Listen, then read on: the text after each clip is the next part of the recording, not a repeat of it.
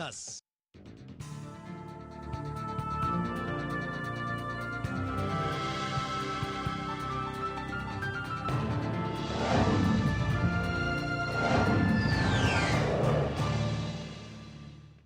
Break के बाद एक बार फिर से हाजिर हैं इसी सवाल के साथ कि क्या घृणा फैलाने वाले नेताओं की बयानबाजी जिस तरीके से वो करते हैं उस पर चुनाव आयोग की जो कार्रवाई होती है उससे आप संतुष्ट हैं? अपना जवाब, अपनी राय आप हमें स्क्रीन पर दिखाई दे रहे नंबर्स पर फोन करके बता सकते हैं कि आप क्या सोचते हैं। ब्रेक पर जाने से पहले अनामिका, लगातार लोग हमारे साथ जुड़े, जीत की जनता की राय हमने अपने संवाददाता के माध्यम से सुनी। क्या लग रहा है आपको लोगों में की धारणा जो है चुनाव आयोग के प्रति, लोग की जो सोच बन गई है वो क्या है आखिर? जींद के लोगों को आप सुन रहे थे, उन्होंने एक सुर में कहा कि बिल्कुल हम संतुष्ट नहीं हैं। उनका कहने का अभिप्राय भी, वो साथ में एग्जाम्पल भी दे रहे हैं कि चुनाव आयोग चलो ठीक है कार्रवाई करता भी है तो किसी की सदस्यता कभी रद्द नहीं की जाती। एक नोटिस थमाया, मैंने जैसे कि ब्रेक पर जाने से पहले भी कहा कि शायद ना कुछ 10 में से दो लोग ये भी सोचते हैं कि शायद यही एक कार्रवाई होती होगी कि हम नोटिस दे रहे हैं, ऐसा आपने नहीं बोलना है, वो कहते हैं सॉरी जी, फिर बात खत्म हो जाती है। लेकिन फिर स्टेज पर इस तरीके की बयानबाजी होती है, वापस करते हैं। जी, तो यहाँ पे मंथन और चिंतन करने वाली बात ये भी है कि कहीं चुनाव आयोग की सुस्ती का तो ये नतीजा नहीं है। वाकई में सवाल बेहद अहम है कि चुनाव आयोग क्या सोचता है। हमारे कॉलर उनसे जान लेते हैं। धनेंद्र हमारे साथ जुड़े हुए हैं, नमस्कार सर। मैं शैलेंद्र सिंह दैया बोल रहा हूँ बादरेड़ से। जी सर, कहिए। सर, ये जो चुनाव आयोग है इन्होंने और जो कोर्ट है हमारी जी, बहुत आर सेम, ये दोनों के दोनों एक जैसे ही कार्रवाई करते हैं। अब जैसे किसी ने उल्टा सीधा बोला है उसके ऊपर न तो उसकी कोई सदस्यता रद्द करी जाती, न उस पार्टी के वो रजिस्ट्रेशन खत्म करते, ऐसे ऐसे अभद्र वचन बोलते हैं जी। नंबर 2, जैसे कि किसी ने घोटाले किए, बड़े बड़े घोटाले किए हुए, अब उनके ऊपर न तो ढंग से कोई केस चल रहा है, न उनसे पैसा वापिस लिया जा रहा था। ऐसा क्यों किया जा रहा है? क्या ये इनके दबाव में रह करके नौकरी कर रहे हैं? दैया जी, ये बताइए कि जो कार्रवाई चुनाव आयोग करता है उसके बाद जिस तरीके से बयानबाजी की बात आप भी कर रहे हैं कि घृणा फैलाने वाले बयानबाजी नेता अक्सर करते हैं, क्या उसके बाद जो कार्रवाई की जाती है चुनाव आयोग की के संज्ञान में जब मामला आता है उसके बाद जो कार्रवाई की जाती है उससे आप कितना संतुष्ट हैं? सर, हम इनकी उस कार्रवाई से बिल्कुल संतुष्ट नहीं है। आप जो पहले बोलना शुरू, दैया जी जब आपने बोलना शुरू किया था तभी आपकी बातों से बिल्कुल जाहिर हो रहा था कि आप संतुष्ट नहीं हैं। कहीं ना कहीं आपको भी आपकी जो भावनाएं हैं चुनाव के लिहाज से, चुनाव आयोग की कार्रवाई के लिहाज से ज़रूर आहत हुई हैं। आपने जो कहा इन्होंने जो ख़त्म किया भुवन जी, ये कह के इन्होंने ख़त्म किया कि क्या ये चुनाव आयोग के जो अधिकारी हैं, जो लोग हैं, जो सदस्य हैं, इन नेताओं के दबाव में काम कर रहे हैं। बहुत गंभीर इन्होंने विषय उठाया। आपको ऐसा लगता है दैया जी कि यहाँ पर कोई पॉलिटिकल इन्फ्लुएंस हो सकता है? मेरे को ऐसा, मेरा अपना व्यक्तिगत सुझाव है कि इनको दबाव में रह करके ये नौकरी कर रहे हैं। जब हम चुनाव आयोग गठित किया हुआ है, अगर इलेक्शन कमीशन बहुत बड़ी संस्था है सर, बहुत बड़ा आयोग है सर, एक स्वतंत्र इकाई है। अगर चलिए ठीक है, इलेक्शन कमीशन नहीं, किसी भी स्वतंत्र इकाई को लेकर अगर मन में ये सवाल उठने लगे जिस तरीके से सीबीआई को लेकर था कि रट्टू तोता तक कह दिया गया, सुप्रीम कोर्ट की ओर से कहा गया कि आप सरकारी तोता हैं, अगर स्वतंत्र इकाई को लेकर इस तरीके के सवाल उठने लगे कि कहीं नेताओं का दबाव तो नहीं, तो आपको क्या लगता है, क्या ये एक लोकतंत्र के लिए ठीक है सर? इनके ऊपर दबाव है क्योंकि इनको ये डर है अगर कल कोई ये पार्टी आ जाती है तो हमारे को मरवा भी सकते हैं, ये नौकरी से निकलवा भी सकते हैं, कुछ भी कर सकते हैं लोग। जी धनेंद्र जी, बहुत एक महत्वपूर्ण टॉपिक आपने यहाँ पर उठाया है। बहुत एक कहा जा सकता है कि गंभीर विषय है इस पर मंथन करने का। लेकिन धनेंद्र जी, आपसे मैं जानना चाहूँगा, आप किस तरह की कार्रवाई की अपेक्षा चुनाव आयोग से करते हैं? ऐसे बयानबाजी, घृणा फैलाने वाली जो बयानबाजी नेता अक्सर करते हैं उन पर। फॉर एग्जाम्पल, जैसे कि मुलायम सिंह ने जो बयान दिए थे और रामदेव ने जो बयान दिए थे, ऐसे आदमियों को तो जेल के अंदर ही रखना चाहिए। और जैसे कि ये बलात्कार केस होते हैं जी, इनके क्या करते हैं, अभी रेवाड़ी का जो फास्ट ट्रैक का जो इन्होंने रिजल्ट दिया था कि इनको 5 साल, एक को तो 5 साल की कैद की, एक को 5,000 जुर्माना दिया। ऐसा नहीं करना चाहिए। कोर्ट ने सीधा सीधा ऐसे अगर डिसाइड हो गया तो उसको सीधा या तो किल करो। जी चलिए, बहुत बहुत शुक्रिया जी। जी बोलिए सर, बोलिए। उससे हर कोई डरेगा। चलिए, आप सख्त कदम उठाने की यहाँ पर बात चुनाव आयोग की तरफ से कर रहे हैं। कहीं ना कहीं न्यायपालिका का जिक्र भी आपने अपने इस जब आप कह रहे थे कि कैसे कार्रवाई की जा कुछ सकती है, वैसे ही प्रोसेसिंग होती है बता रहे थे, लेकिन बहुत ही अहम मुद्दे यहाँ पर उन्होंने उठाए। एक तरीके से आरोप लगाया, लेकिन इन्होंने ये साथ में कहा कि मेरी व्यक्तिगत सोच हो सकती है, लेकिन ऐसा लगता है अगर इस तरीके की कार्रवाई होती है, बहुत ही नर्म रवैया अख्तियार किया जाता है और एक ही चीज़ बार बार देखी जाती है। आज कार्रवाई हुई, कल किसी और ने स्टेज पर सेम वैसा ही कुछ बोल दिया, इस वर्ग विशेष को नहीं तो उस वर्ग विशेष को कुछ अपमान किया या घृणात्मक कोई शब्द बोल दिया, किसी धर्मगुरु ने ही बोल दिया, तो कहीं ना कहीं ये ज़रूर कह सकते हैं, अगर ये नहीं कहें कि हम असंतुष्ट हैं तो ये ज़रूर कह सकते हैं कि इस बात से संतोष नहीं है कि एक सख्त स्टैंड उठाया जा रहा है। रोहतक से शमशेर हमारे कॉलर हमारे साथ जुड़े हुए, उनको ले लेते हैं। शमशेर जी, स्वागत है आपका इस मंच पर। नमस्ते जी। जी नमस्कार सर, क्या कुछ राय है आज के सवाल पर आपकी? अजी मेरी राय ये है कि स्वामी जी को बार बार आप जैसे पत्रकारों ने भी स्वामी जी को समझाया कि आपकी भाषा में थोड़ी सी शालीनता होनी चाहिए, धीरज होना चाहिए। तो स्वामी जी ने वैसे तो किसी का बुरा नहीं किया, लेकिन वो भाषा सांस तो उन्होंने बांध लिए, लेकिन जबान को नहीं बांध सके और वो भला करते करते और कुछ ऐसी अटपटी भाषा बोली गई। अब बाप की जो गलती, बेटे की जो गलती है, छोटों की गलती है, वो तो बड़े मतलब यह है कि उसको कवर कर लेते हैं।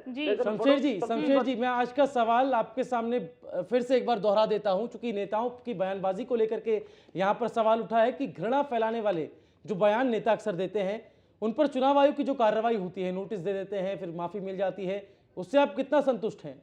हाजी, मैं उसी पर आ रहा हूँ। टीएन सेशन के जमाने में इन नेताओं की जबान बंद कर दी, जबान पर ताले लगा दिए थे। टीएन सेशन काफी मजबूत चुनाव आयोग थे, लेकिन अब चुनाव आयोग है वो ढीला ढाला पड़ गया है। मैं एक आपको बयान सुनाना चाहता हूँ। 9/2/2012 को जब यूपी के विधानसभा चुनाव हो रहे थे, तो आजमगढ़ में हमारे जो कानून मंत्री सलमान खुर्शीद, उन्होंने बयान दिया था जो बाटला हुसैन काउंटर रहा था, उसके संदर्भ में हमने वजीर आजम से बात की, हमने सोनिया गांधी से बात की। सोनिया जी को उस हादसे की हमने तस्वीरें दिखाई तो उनकी आंखों से आंसू फूट पड़े और उन्होंने हाथ जोड़कर कहा कि ये तस्वीरें मुझे मत दिखाओ, फौरन जाओ और वजीर आजम से बात करो। अब चुनाव के समय ये मांग नहीं उठाई जा सकती। अब तो यूपी के चुनाव को 2 साल हो गए, तो सलमान खुर्शीद जी ने अब तक जो बाटला उसकी न्यायिक जांच की मांग पूरी क्यों नहीं करवाई? अब केजरीवाल की पार्टी ने 21 अक्टूबर 2000। चलिए सर, थोड़ा सा आप इतिहास के आईने में आप बात कर रहे थे, लेकिन बहुत तरीका टीएन सेशन का जिक्र आपने किया, मुख्य चुनाव आयुक्त का, जो कि इनके दौर में चुनाव आयोग बड़ी ही सख्ती से काम करता था, कोई भी नेता अनर्गल बयानबाजी नहीं कर पाता था, लेकिन उसके बाद जो सिलसिला लगातार आगे बढ़ता गया और जो बयानबाजी का स्तर लगातार घटता जा रहा है, जो उसका स्तर है नाम का, वो लगातार घटता जा रहा है। सर, मैं आपसे जानना चाह रहा हूं यहाँ पर, क्या लग रहा है आपको, क्या कार्रवाई चुनाव आयोग को अब करनी चाहिए ऐसे नेताओं पर जो कि घटिया किस्म की बयानबाजी करते, जिनका कोई स्तर नहीं होता है? एक पॉइंट और जी। हाँ जी, ये किस तरह मर्यादा का उल्लंघन करते हैं। 21 अक्टूबर 2013 को पुरानी दिल्ली की गलियों में प्रचार करते हैं केजरीवाल व उसके समर्थकों ने पर्चे बांटे, जिसमें बाटला हुसैन काउंटर को फेक एनकाउंटर बताया गया, जबकि मानव अधिकार आयोग भी उस पर मोहर लगा चुका है और जो बाटला उसमें शामिल थे उनको सजा भी हो चुकी है। और जो फरार हुए थे वो फैजान को भी गिरफ्तार कर दिया गया, जो लॉन्ड्री संचालक था, जो शहजाद उसके पास से दुबई से या सऊदी अरब से कहां से बरामद किया गया था। जी चलिए, ठीक है सर, इसी एग्जाम्पल पर हम बात कर लेते हैं। हालांकि हम जैसा कि मैंने कहा, गजब की याददाश्त है और बिना तथ्यों के कभी भी शमशेर जी कोई बात नहीं उठाते हैं। सर, इसी पर बात कर लेते हैं। इस पूरे मसले के बाद आपको चुनाव आयोग की ओर से कोई कार्रवाई दिखाई दी? अगर हाँ, तो क्या आप संतुष्ट हैं? अभी मैं संतुष्ट नहीं हूँ जी। परिवार की निष्पक्षता के बिना एक परिवार भी नहीं चल सकता, न देश चल सकता, न चुनाव आयोग चल सकता। मुसलमान कोई अपशब्द बोले, चाहे सिख बोले, चाहे हिंदू बोले, चाहे शमशेर जी, यहाँ आप ये कह रहे हैं कि निष्पक्ष नहीं है इलेक्शन कमीशन? इलेक्शन नहीं है। अब आजम खान बार बार बयान दिए जाते जा रहे हैं और उसको चुनाव आयोग को चैलेंज करते जा रहे हैं और चुनाव आयोग अब हाथ बांध कर बैठा है। सर एमपी इलेक्शन चल रहे हैं, लोकसभा के चुनाव चल रहे हैं, सारे देश का जो विश्वास है वो इलेक्शन कमीशन पर है कि हमारा वोट एक सही एक घर में जा रहा है जहां से काउंट होकर 16 मई को रिजल्ट बाहर आएगा। अगर वो निष्पक्ष नहीं है, वो एक मजबूत स्टैंड नहीं ले रहा, सख्त कदम नहीं उठा रहा, तो किस पर भरोसा करें? कैसे इस व्यवस्था को सुधारा जा सकता है? क्या कोई उपाय आप सुझाना चाहेंगे? जी, मैं आपको एक सुझाव देना चाहूंगा, आपके चैनल के माध्यम से पूरे देश को एक मैसेज देना चाहूंगा। आगे जैसे आतंकवाद का ही मुद्दा है, हिंदू आतंकवाद होते हैं, मुस्लिम आतंकवाद हो, मरते तो लोग हिंदुस्तानी हैं। तो हमें जो ये पागलपन है, नेताओं ने को ये पागलपन छोड़ देना चाहिए। यही नेता थे, चाहे गांधी, नेहरू, जिन्ना हो, जिनमें बंटवारे में 12 लाख लोग मारे गए थे और 2.5-3 करोड़ आदमियों के घर बाहर छूट गए थे। तो कहीं ना कहीं अब नेताओं को ये चेत लेना चाहिए कि अब पब्लिक इन बातों पर नहीं मानेगी, जनता जाग चुकी है, जो हर एक मसले पर मंथन कर रही है और आपका मंच उस मंथन के लिए हमेशा हाजिर रहेगा। बहुत बहुत शुक्रिया शमशेर जी, आप हमारे साथ जुड़े। लेकिन यहाँ पर सवाल जनता का नहीं है, यहाँ पर सवाल उठा है चुनाव आयोग पर, चूंकि चुनाव आयोग लोकतंत्र की साख की सुरक्षा करती है। बिल्कुल, लोकतंत्र की साख बचाने का काम चुनाव आयोग का है। ऐसे में चुनाव आयोग से सवाल होना लाजमी है कि उनकी नीतियों में कहां खामियां रही, जो एक्शन उनको लेना चाहिए था वो एक्शन क्यों कमजोर पड़ गया, क्यों नेता फिर बयानबाजी देने लग गए हैं, क्यों ये प्रक्रिया लगातार चलती जा रही, बदस्तूर जारी है, क्यों लगाम नहीं लग पा रही है। अगर आपने किसी एक को पनिश किया, अपनी पॉलिसी अपने तरीके, अपने नीतियों के ढंग से ही पनिश किया, चाहे नोटिस थमाया, चाहे जिस तरीके से भी आपने उनसे जवाब मांगा या माफ़ किया, तो दूसरे की हिम्मत कैसे हुई फिर उसी तरीके की बयानबाजी करने की। करनाल चलेंगे सीधे, हमारे संवाददाता हिमांशु नारंग वहाँ से हमारे साथ जुड़ रहे हैं। करनाल की जनता क्या सोचती है आज के इस सवाल पर, हिमांशु से जानते हैं। हिमांशु बताएं। जी